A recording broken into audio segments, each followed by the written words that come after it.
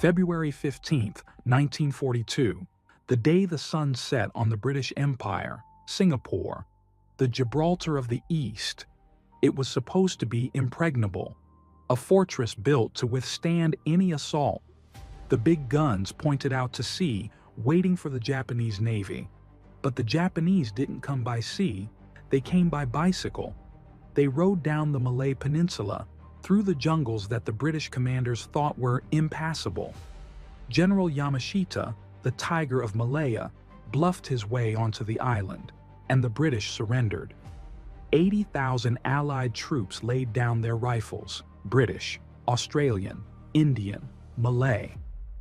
It was the largest capitulation in British military history. The silence that fell over Singapore that evening was heavy. It was the silence of shame. For the soldiers standing in Farrer Park, the war was over. But the nightmare was just beginning. They were no longer soldiers.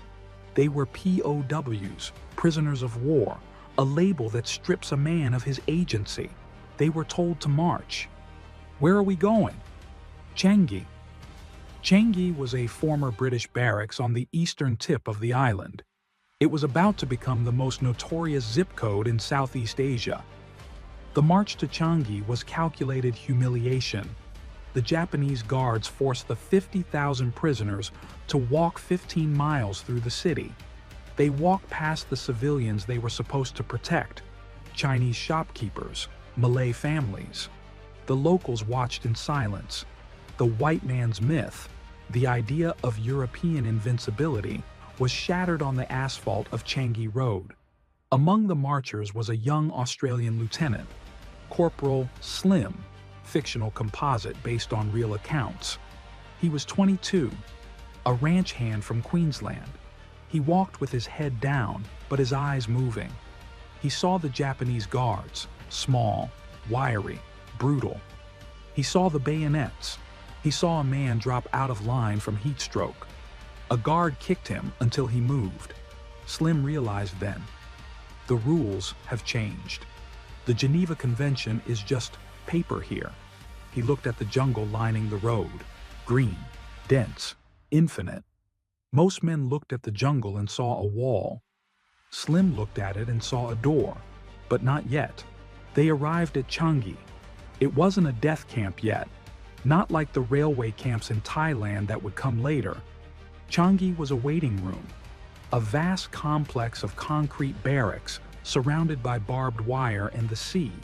50,000 men crammed into space meant for 5,000. The first enemy wasn't the Japanese. It was boredom and dysentery. The latrines overflowed within days. The smell of Changi was the smell of human waste and rotting tropical fruit. Men sat on the concrete floors. They had nothing to do. They had no books, no radios, no news. They started to rot from the inside. Psychologists call it barbed wire psychosis. You start to obsess over small things, a lost button, a rumor about a ship. Hierarchy re-established itself. The officers tried to maintain discipline, saluting, parades. Keep the chin up, chaps. But the men were hungry. The rice ration was meager, a ball of sticky white starch, sometimes with a few weevils in it for protein. Men who used to be rugby players wasted away. Ribs started to show. Cheekbones became razor sharp. Slim watched this. He saw men, tough men, give up. They would lie on their bunks, turn their faces to the wall, and just stop fighting. The give-up-itis. Slim decided he wouldn't sit. He volunteered for work details. I need to see the perimeter, he thought. I need to find the weak spot. The perimeter of Changi was not a solid wall. It was miles of barbed wire. And beyond the wire, the sea on 3 sides, and the jungle on the 4th. The Japanese guards were confident. They didn't need many guards. Where will you go? They laughed. The jungle will kill you. The tigers, the snakes, the Malays will turn you in for a bag of rice. They were right. Escape from Singapore was considered impossible. You had to cross the Johor Strait, a mile of water. Then you had to cross 500 miles of enemy-occupied Malaya. Then you had to cross the sea to Sumatra or walk to Burma. It was suicide. But for Slim and a small group of others, the impossibility was the attraction. He started to gather a team. He didn't want the loudmouths. He didn't want the heroes. He wanted the quiet ones, the scholar, a British officer named Lanes. He spoke Malay. He knew the maps, the mechanic, an engineer named Mills. He could fix anything with a piece of wire. The scrounger, a private named Doyle. He could steal the gold out of a guard's teeth. They met in the latrines, the only place where the guards wouldn't listen. "We're getting out," Slim whispered. "When?" "When we're ready. We need supplies. We need quinine. We need a boat." "A boat?" "We can't walk to Australia, mate. We have to swim." Act 1 of an escape is not running. It is shopping. You need gear, but you have no money and you're in a cage. So you invent an economy. Doyle, the scrounger, went to work. He traded cigarettes for quinine tablets with the hospital orderlies. Quinine was gold. Without it, malaria would kill you in a week. He stole a map from a Japanese truck. It was an old-school atlas. Not detailed, but it showed the coast. He stole tins of sardines. He buried them under the floorboards of their barrack. Mills, the mechanic, built a compass. He used a magnetized needle floating on a cork in a cup of water. It pointed north, mostly. They needed water containers. They found old condoms. "Water bladders," Mills said. "Tie them off. They hold a liter." It was ingenious and desperate. They spent 4 months gathering. Every item was a victory. Every tin of sardines was a day of life. But the biggest hurdle was psychological. The Changi spirit. The senior officers forbade escapes. "If you escape," the colonel said, "the Japanese will punish the men left behind. They will cut rations. They might execute people. It is selfish to run." This was the moral weight. Slim argued back. "It is a soldier's duty to escape," he said. "If we stay, we die slowly. If we go, we die fighting. Or we live." They decided to go. But they had to be invisible. They couldn't just cut the wire. That would trigger a manhunt. They had to find a way out that looked like an accident, or a disappearance into the earth. Mills found it. A drain. A concrete storm drain that ran from the kitchen area, under the wire, and out toward the beach. It was clogged with filth, sludge, rats, but it was wide enough for a man to crawl. At night, Mills crawled in. He pushed through the muck. He reached the end. Iron bars. He touched them. Rust. He pulled. They didn't move. He needed a saw. Doyle stole a hacksaw blade from the motor pool. For 3 weeks, Mills spent his nights in the sewer. Scritch, scritch, scritch. He sawed through the iron bars. He covered the cuts with mud so the guards wouldn't see the shine. Finally, the bars were loose. He crawled back. "It's open," he whispered. "The door is open." May 4th, 1942. The night of the break. They chose a moonless night. A tropical storm was brewing. Good. The rain would cover the noise. They dug up their supplies. They put on their jungle clothes. They had dyed their uniforms green using boiler sludge and grass. They blackened their faces with charcoal. They looked like commandos, or ghosts. They ate their last ration of rice. They looked at the sleeping men around them. The men who had given up. The men who would likely die in this concrete box. Slim felt a pang of guilt. Are we abandoning them? Lanes, the scholar, put a hand on his shoulder. We are carrying their hope, he said. If we make it, they will know it's possible. They slipped out of the barrack. They crawled through the mud to the drain entrance. The smell hit them, rotting vegetables and sewage. Slim went first. He slid into the darkness. The water was up to his chin. Rats scurried over his head. He crawled. 100 yards. 200 yards. He reached the bars. He pushed. The iron grate swung open. He looked out. Rain. Black rain. And the smell of salt. The sea. He pulled himself out onto the sand. He waited for the others. One by one, they emerged from the earth. 4 men. Free. But freedom was just the beginning of the problem. They were standing on a beach in Singapore. 5,000 Japanese soldiers were behind them. A jungle full of tigers was ahead of them. And they had a stolen map and a compass made of a cork. Slim checked his watch. 0200 hours. "Let's go," he whispered. They walked into the surf. May 5th, 1942. 0300 hours. The beach at Changi was behind them. Ahead lay the Johor Strait, a mile-wide strip of water separating Singapore Island from the Malaysian mainland. In peacetime, it is a calm channel. In wartime, it was a kill zone. Japanese patrol boats cruised back and forth. Searchlights swept the water like the eyes of a lighthouse.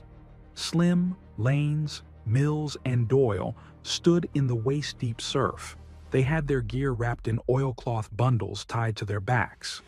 "No splashing," Slim whispered. "Breaststroke only." They pushed off. The water was warm, but the fear made it feel freezing.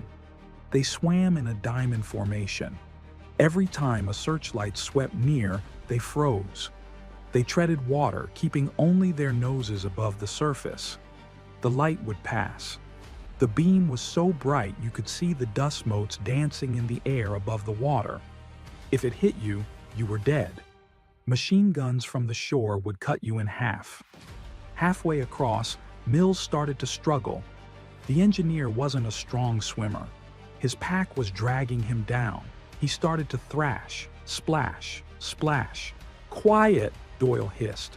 Slim swam back. He grabbed Mills by the collar. "On your back," Slim whispered. "Look at the stars. Just float." Mills calmed down. They drifted past a Japanese gunboat. They were so close they could smell the diesel exhaust. They could hear the sailors talking on the deck. They held their breath. The boat chugged past. The wake washed over them. They kicked for the far shore. Mud. They hit the mud banks of Johor. They crawled out of the water like prehistoric creatures. They lay on the bank, gasping, vomiting salt water. They were on the mainland. They had escaped the cage, but they had landed in the trap. They thought the jungle would be solid ground. Trees, grass. They were wrong. The coast of Johor is a mangrove swamp. It is nature's barbed wire. Imagine a forest of roots that grow out of the mud like tangled skeletons. The mud is not earth. It is a gray, stinking slime that sucks you down to your knees. As the tide came in, the water rose. They couldn't walk. They had to climb. For 6 hours, they moved through the mangroves, stepping from slick root to slick root, falling, cutting their hands on barnacles. The air was still, hot, heavy, and the insects, millions of mosquitoes, sandflies that bit until the skin bled. They were being eaten alive. Lanes, the scholar, looked at his compass. "We have to go north," he said. "Inland. We have to find dry ground." "How far?" Doyle asked. "Maybe a mile, maybe 10. They moved at a pace of 100 yards an hour. It was exhausting.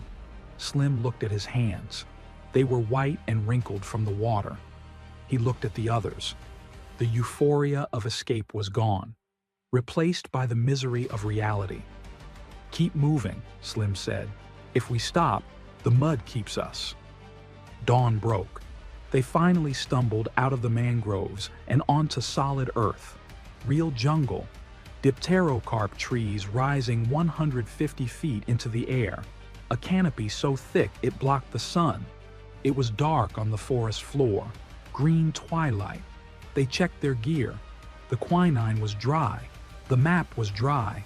But the food, the sardines were there. But the rice they had carried was soaked with salt water. Ruined, Doyle cursed. We have 3 days of food, he said, if we ration. We hunt, Slim said. Hunt what? Mills asked. With what? We have a knife and a hacksaw? They walked north. They tried to stay off the trails. Trails meant people. People meant danger.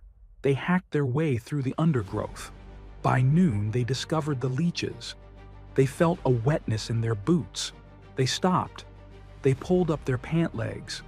The leeches were everywhere, fat black slugs gorging on their blood. When they pulled them off, the wounds didn't stop bleeding. The anticoagulant in the leech saliva kept the blood flowing. Their boots squelched with their own blood. It wasn't life-threatening, but it was demoralizing. It made them feel unclean, parasitized. Lanes tried to keep their spirits up. He pointed out plants. That's bamboo. We can drink the water inside the shoots. That's fern. Edible. He was their guide to this alien world. Without him, they would have starved in a grocery store. Day 3. They were deep in the jungle. They hadn't seen a soul, but they heard things. The rumble of trucks on a distant road. They knew the Japanese were moving troops north to secure the peninsula. They came to a clearing, a rubber plantation, rows of rubber trees planted in perfect lines. In the center, a small hut, a tapper's hut. Smoke was coming from the chimney. They watched it for an hour, stomachs growling. The smell of cooking rice wafted across the clearing. We need food, Doyle said. It's risky, Slim said. We're starving, Slim. We can't walk to Burma on bamboo water. They drew straws. Doyle and Slim would go. Lanes and Mills would cover them. They crept toward the hut. They reached the window. Slim peeked in. An old Malay man, alone, cooking rice. They burst in. The old man jumped. He dropped his spoon. He saw 2 white men, covered in mud, wild-eyed. He didn't scream. He looked at them with sad eyes. Lanes came in. He spoke in Malay. Peace, uncle. We are hungry. The old man nodded. He pointed to the pot. He gave them the rice. He gave them some dried fish, but he kept glancing at the door. You must go, the old man whispered. Japanese patrol, every day at noon. Slim checked his watch. 11:50 a.m. Damn. They grabbed the food and ran back into the tree line.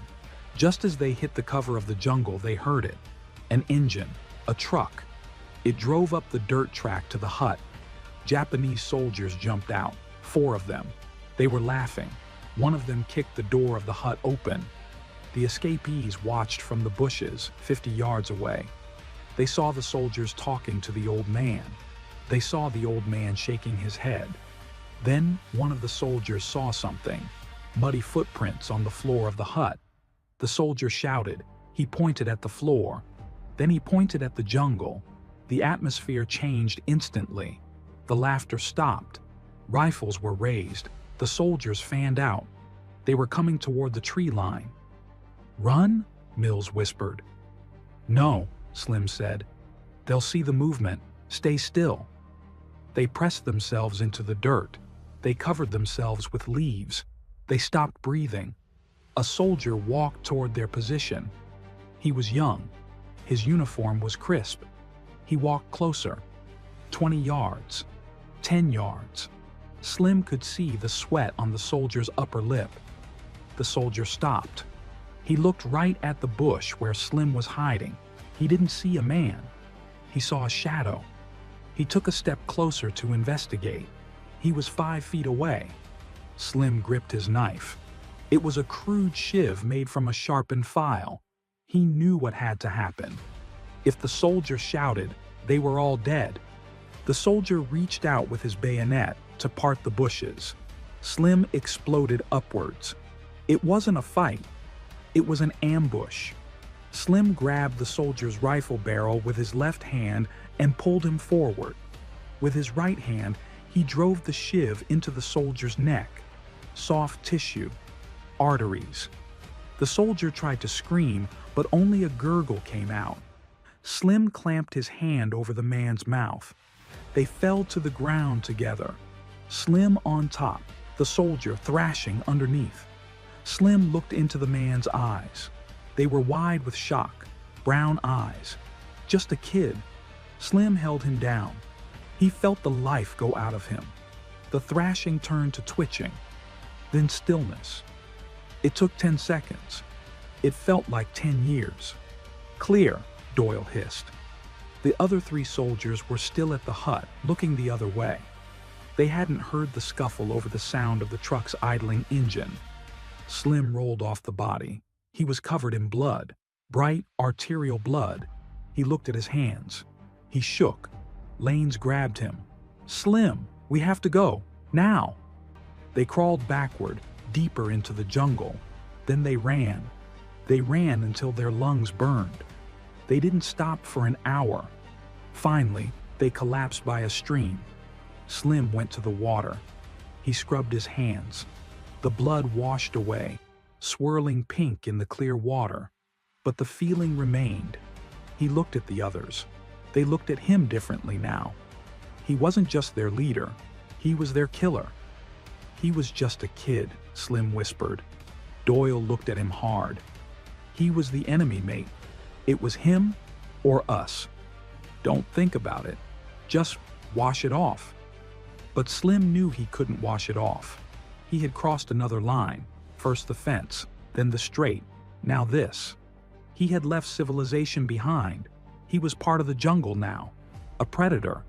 That night, they didn't light a fire. They ate the cold rice the old man had given them. It tasted like ash to Slim. He couldn't get the image of the boy's eyes out of his head. As they settled down to sleep, Mills started to shiver. At first, they thought it was just the damp ground, but then his teeth started to chatter. Click, click, click. Lanes touched Mills's forehead, burning hot. "Malaria," Lanes said. "Already?" Doyle asked. "We've been out 3 days." "Incubation period," Lanes said. "He probably caught it in Changi." They gave him 2 of the precious quinine tablets. Mills curled up in a ball, moaning. Slim sat guard duty. He held the dead soldier's rifle. He had taken it. He listened to the jungle. The night sounds were deafening. Crickets, frogs, monkeys. But under the noise, Slim felt a silence. The silence of being hunted. The Japanese would find the body. They would know. This wasn't a simple escape anymore. It was a murder investigation. They would bring dogs. Slim checked the bolt of the rifle. 5 rounds. "Welcome to the war," he whispered to himself. Day 6. The jungle was no longer a place they were moving through. It was a fever dream they were trapped in. Mills was failing. The malaria had moved from the shivering stage to the high fever stage. He was drifting in and out of consciousness.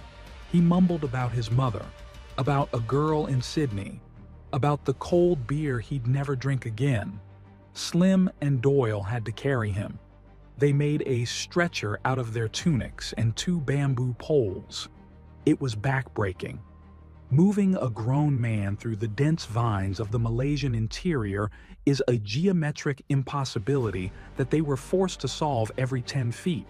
They were only moving 3 miles a day. "We have to stop," Lanes said, checking the map. "The Japanese are behind us, Lanes," Slim rasped. His own strength was flagging. "If we stop, we're done. If we keep carrying him like this, we'll all be done," Lanes replied. He looked at their supply of quinine. 5 tablets left. "Give him another," Slim ordered. "It's not working, Slim. He's not absorbing it. He's vomiting everything back up." They looked at Mills. His skin was the color of old parchment. His eyes were rolled back. The jungle was reclaimed him. It was as if the green world was reaching out with invisible fingers to pull him into the mulch. Night 7. They were camped on a small ridge, hoping the elevation would offer some breeze and relief from the mosquitoes. It didn't. The air was a solid wall of humidity, and the sound of insects. Slim was on watch. He sat with the stolen Arasaka rifle across his knees. He was staring into the blackness, his eyes playing tricks on him. Then he heard it. Not a rustle, not a snap. A low vibrating rumble that he felt in his chest before he heard it with his ears. A growl. He didn't move. He didn't breathe. He slowly reached for a piece of wood near their tiny, shielded fire and tossed it onto the embers. A small flame flared up. 20 feet away, 2 golden orbs reflected the light. A Malayan tiger. It was a shadow within a shadow. It stood nearly 4 feet at the shoulder, a ghost of stripes and muscle. The tiger wasn't afraid. It was curious. It smelled the sickness on Mills. It smelled the blood on Slim. Slim slowly raised the rifle. He knew if he fired and missed, or even if he wounded it, the animal would be on him before he could bolt the next round. "Go on," Slim whispered, his voice trembling. "Get." The tiger let out another low rumble. It was a sound of ancient authority. For 30 seconds, the modern world and the prehistoric world stared at each other. Then, with a flick of its tail, the tiger turned. It didn't run. It just vanished. 1 second it was there. The next, it was part of the leaves. Slim didn't sleep for the rest of the night. He realized they weren't just being hunted by men. They were being hunted by the land itself. Day 9. The heat broke, but not in the way they wanted. The sky turned the color of a bruised plum. The insects went silent. Then, the monsoon hit. In the tropics, it doesn't just rain. The sky opens. It is a vertical river.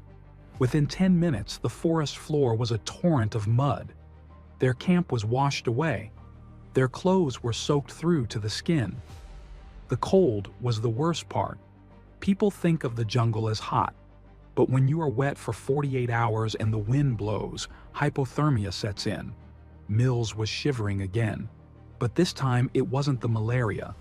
It was the rain. They found shelter under a massive banyan tree, its roots forming a natural cave. They huddled together for warmth. 4 men, shivering, holding each other like children. "We're going to die here," Doyle said. It wasn't a complaint. It was a statement of fact. "Not today," Slim said. But his voice lacked conviction. The rain lasted for 3 days. They couldn't move. They couldn't hunt. They couldn't light a fire. They ate their last tin of sardines. 1 tin for 4 men. They licked the oil off their fingers. It was the only fat they had had in a week. Day 12. The rain stopped, leaving the jungle steaming like a sauna. They tried to move again. Lanes, the scholar, was leading. He was the only one who could still read the compass with any accuracy. They came to a river, swollen and angry from the rains. The water was a brown soup of mud and fallen branches. "We have to cross," Lane said. "The trail is on the other side." They tried to wade across, holding Mills aloft. Halfway across, Lane slipped. A submerged log moving with the speed of a battering ram hit him in the legs. He went down. "Lanes!" Slim screamed. The scholar disappeared beneath the brown water. He surfaced 20 yards downstream, his head striking a rock. He went limp. Slim dove in. He fought the current, his muscles screaming. He reached Lanes. He grabbed him by the hair and pulled him to the muddy bank. But it was too late. Lanes's head was open. The rock had been unforgiving. He wasn't dead, but the scholar was gone. He stared at the canopy with empty eyes. He couldn't speak. He couldn't walk. Now they had 2 men to carry, and no one to read the map. They sat on the bank of the river. Lanes was breathing in shallow, wet rasps. Mills was unconscious. Only Slim and Doyle were left standing. They looked at each other. "We can't do it, Slim," Doyle said. His voice was hollow. "We can't carry both of them." "We have to," Slim said. "How?" "We're starving. My boots are falling apart. We have no food left." Doyle looked at the two dying men. If we stay with them, we die. All four of us. If we leave them, maybe two of us make it. It was the ultimate taboo. The betrayal of the brotherhood. Slim looked at Lanes. This man had taught him the language. He had kept their hope alive with stories of home. He looked at Mills, the man who had cut the bars of the sewer. "I'm not leaving them," Slim said. "Then you're a fool," Doyle whispered. The silence that followed was heavier than the jungle. The unity of the group was shattered. The trip was over. The disaster had reached its peak. They were no longer an escape team. They were just survivors, waiting for the jungle to finish what it started. As the sun began to set on day 12, a new sound cut through the jungle. Not a tiger, not a bird, a truck horn. Two short blasts, then one long. It was close, less than half a mile away. The Japanese were on the road. They were sweeping the area. Slim grabbed the rifle. He looked at the dying men, then at the forest where the sound came from. The choice was no longer about life or death. It was about how they wanted to die, as prisoners or as men. "Doyle," Slim said, his voice hard as flint, "get them ready. If they come for us, we don't go back to the cage." He chambered around. The jungle waited. Day 13. The Japanese truck horn had faded, but the terror remained. Slim and Doyle sat in the mud, guarding the unconscious forms of Lanes and Mills. They were at the absolute limit of human endurance. Slim's vision was blurring. The green of the leaves was beginning to bleed into the brown of the mud. He didn't hear them arrive. He only realized they were there when the sunlight was blocked. He raised the Arisaka rifle, his hands shaking so violently the barrel traced circles in the air. Standing at the edge of the clearing were three men. They were small, dark-skinned, and nearly naked, wearing only loincloths of pounded bark. They carried blowpipes 6 feet long and quivers of poisoned darts. The Sakai, the indigenous people of the deep Malayan interior. They didn't look like soldiers. They looked like part of the trees. They didn't speak. One of them, an older man with white hair, stepped forward. He looked at the rifle, then at the dying men on the ground. He made a gesture, putting his hand to his mouth, then to his stomach. "Don't shoot, Slim," Doyle whispered. "Look at them. They aren't with the Japs." Slim lowered the rifle. He had no choice. He was a king with an empty throne and an empty stomach. The old man approached Mills, touched his burning forehead, and made a clicking sound with his tongue. He looked at Slim and pointed toward the dense ridge to the west. The next 12 hours were a blur of agony. The Sakai men didn't carry the stretchers. They showed Slim and Doyle how to move. They moved with a predatory grace, cutting paths that were invisible to the European eye. They climbed higher into the mountains, away from the rubber plantations and the roads. As the sun began to set, the forest opened into a small hidden valley. A cluster of bamboo longhouses built on stilts sat nestled against a waterfall. No smoke rose from the huts.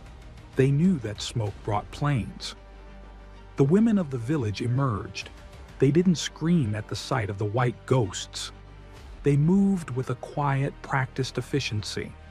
They took Lanes and Mills, carrying them into the largest hut. Slim tried to follow, but his legs finally gave out. He collapsed on the bamboo floor. The last thing he felt was a woman's hand, cool and smelling of crushed herbs, pressing a cup of bitter liquid to his lips. For the next 2 weeks, the war didn't exist. Slim woke up in a world of shadows and whispers. The Sakai shaman, a woman whose face was a map of 100 years, treated them. She didn't have quinine, but she had the bitter root. She brewed a tea that tasted like bile but broke Mill's fever within 48 hours.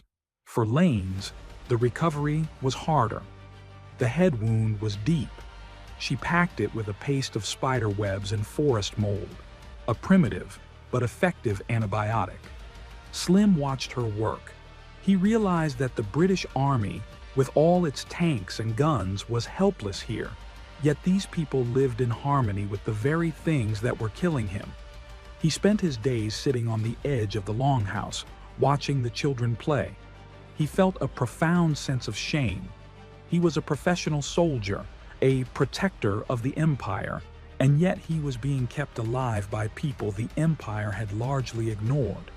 They began to heal. They ate wild boar, roasted in bamboo tubes. They ate durian and forest honey. As their strength returned, the psychological weight of the escape began to settle. Mills woke up first. He was weak, his voice a whisper. "Where are we, Slim?" "In the clouds, mate. The real people found us." Lane's was different. He could walk, but the light had gone out of his eyes. The brain injury had left him with a stutter and a loss of memory. The scholar who knew the maps was gone. He was now a passenger in his own body. Doyle, ever the scrounger, was the first to start planning. He was learning the Sakai signs for road, sea, and soldier. "They're afraid, Slim," Doyle said one evening, gesturing to the village elders. "Why?" "The Japs. They're coming deeper into the hills. They're looking for bandits, the Chinese communists. If they find this village and find us here, they'll burn the whole place to the ground." Slim spoke with the headman through signs and the few Malay words he remembered from Lane's. The headman was clear. "You cannot stay. Your skin is too white. You are a target. But you cannot go south. The sea is a Japanese lake." He pointed north, toward the Cameron Highlands. "There are others," the headman signaled. "Men who fight in the trees, the ghosts who move at night." Slim realized he was talking about the MPAJA, the Malayan People's Anti-Japanese Army. The resistance. They had a choice. They could stay in the village, risking the lives of everyone who had saved them. Or they could head back into the green hell, looking for a shadow army that might kill them just as quickly as the Japanese. Slim looked at his hands. They were scarred, the fingernails torn, but they were no longer shaking. "We leave at dawn," Slim told Doyle. "What about Lane's? He can barely tie his own boots." "We carry him," Slim said. "We don't leave anyone behind. Not this time." The Sakai gave them gifts: a small bag of dried meat, a bamboo water tube, and a single rusted parang, a jungle machete. As they left the village, the old shaman stood by the trail. She didn't say goodbye. She just touched the scar on Slim's hand from the soldier's bayonet. She looked into his eyes and saw the killer he had become. She whispered one word in her tongue: Hantu, ghost. Day 45. Leaving the Sakai village felt like leaving the Garden of Eden. Within 48 hours, the hunger returned. But this time, they weren't alone. Deep in the foothills of the Cameron Highlands, they were surrounded. Not by the Japanese, but by young Chinese men in khaki rags, stars pinned to their caps. The MPAJA, the Malayan People's Anti-Japanese Army. They were communists, led by a man known only as Chen. They viewed the British as former colonizers, but they viewed the Japanese as monsters. For now, the enemy of their enemy was their friend. They were taken to a camp hidden in a limestone cave. Here, the war was a business. They had printing presses for propaganda, armories for repairing stolen rifles, and a hospital that was little more than a blood-stained table. Chen looked at Slim, Doyle, and the shell-shocked Lanes. "You are British soldiers," Chen said through an interpreter. "You know explosives. You know tactics. You teach us, or you leave." For the next month, the escapees became instructors. Mills, the mechanic, was in his element. He taught the guerrillas how to make contact mines using stolen railroad flares and scrap metal. Slim taught them the Australian sweep, how to move through the brush in a way that masked their numbers. But as they regained their strength, the psychological toll on Lanes became the group's secret burden. He sat in the corner of the cave, drawing maps of London from memory, maps that grew more distorted every day. He was a living reminder of what they had lost. "We're becoming like them, Slim," Doyle whispered one night, watching a young guerrilla execute a suspected collaborator in the clearing. "Cold, hard. We came out of the cage to be free, but this is just a bigger cage with more guns." Chen demanded a price for their sanctuary. A Japanese supply train was moving south toward Singapore, carrying rubber and tin. It had to cross a wooden trestle bridge at Sungai. "You lead the demolition," Chen ordered. Slim felt a surge of adrenaline he hadn't felt since the fall of Singapore. For the first time, he wasn't running. He was hitting back. The mission was a nightmare of logistics. They moved at night, through waist-deep swamps, carrying 20 pounds of gelinite, stolen from a nearby mine. Slim crawled onto the wooden supports. He could hear the Japanese sentries talking above him. He could smell their cigarettes. He wired the charges with the precision of a surgeon, his hands steady despite the leeches crawling up his arms. At 300, the train arrived. The ground shook. The steam whistle shrieked like a banshee. Slim held the detonator. He waited until the locomotive was dead center on the span. Click. The explosion was a white flash that turned the jungle into high-contrast film. The bridge didn't just break, it evaporated. The train screamed as it plummeted into the ravine, a tangled mess of iron and fire. The guerrillas cheered, a high-pitched yam sound that echoed through the hills. But Slim felt no joy. He saw the fire and thought of the boy in the rubber plantation. He realized that the trip back to civilization was being paved with more bodies. They made it back to the cave, but the victory was short-lived. The Japanese, enraged by the bridge, launched a scorched earth policy. They began burning villages. They were closing in on the highlands. Chen called Slim into his quarters. "You must go," Chen said. "A submarine is coming. The British, your Force 136, they have sent a message. A pickup on the coast of Barrack." "We can't get to the coast," Slim said. "It's 100 miles of Japanese patrols." "You will move as ghosts," Chen said. "But you leave the broken one here."